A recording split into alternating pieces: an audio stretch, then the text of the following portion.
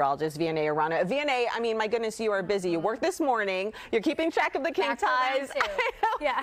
and the air quality as well. There's a lot going on today. The air quality, we've got the drifting smoke, and then you saw, of course, the king tides. We're keeping a close eye. There's a coastal flood advisory in effect, especially for those low-lying areas. So that's something to be mindful of as we inch into Monday. Also, yes, it's a lot hotter today than what we saw the past couple of days, and that's because this building ridge of high pressure continues to dominate in our forecast.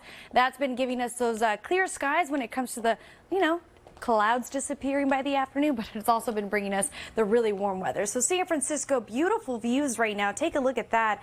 And San Jose, it is starting to look a little hazy. And of course, we've been monitoring, the fires nearby, and that's going to continue to blow some of that smoke heading into tomorrow, which is why that air quality advisory will be in place for the North Bay and the East Bay. Now, look at the current temperatures right now. 101 in Vacaville. So we're in the triple digits right now. In through Livermore, 96, Concord 97, San Jose 89, down through Saratoga, still in the 90s, San Francisco at about 70 degrees right now.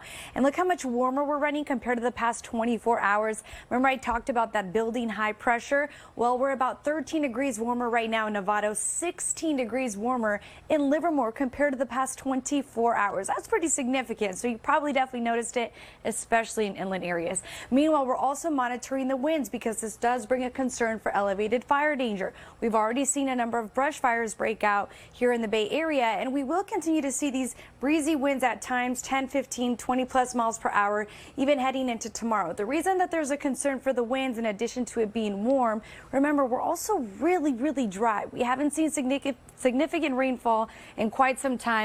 And when you look at the humidity percentages, we recover overnight into the 90s, which is nice. That's what we like to see. But then look what happens once the sun comes up and that high pressure rolls in. We dip down again into the single digits in some parts, including up through Clear Lake and the North Bay. As far as satellite radar goes, we've been talking about those king tides, and we will be seeing that, make its impact over the next couple of days. But there is a coastal flood advisory for the highlighted areas. What will be some of the biggest impacts? Well, for the North Bay, San Francisco Bayshore, and the Pacific, high tide tonight is at 9:09 p.m. Low tide is at 4:15 a.m. tomorrow, and we're monitoring those coastal trails and roads for possible localized flooding. Now, we're not in the clear just yet of the heat. Look at this, triple digits once again. Heading into Monday at 3:30, we start to see that high pressure really continue to dominate. The heat continues into Tuesday, and then over the next 7 days, we'll get a little bit of relief, but not by much. So the next thing to watch will, of course, be that air quality heading into tomorrow and those king tides. All right. Thank you so much.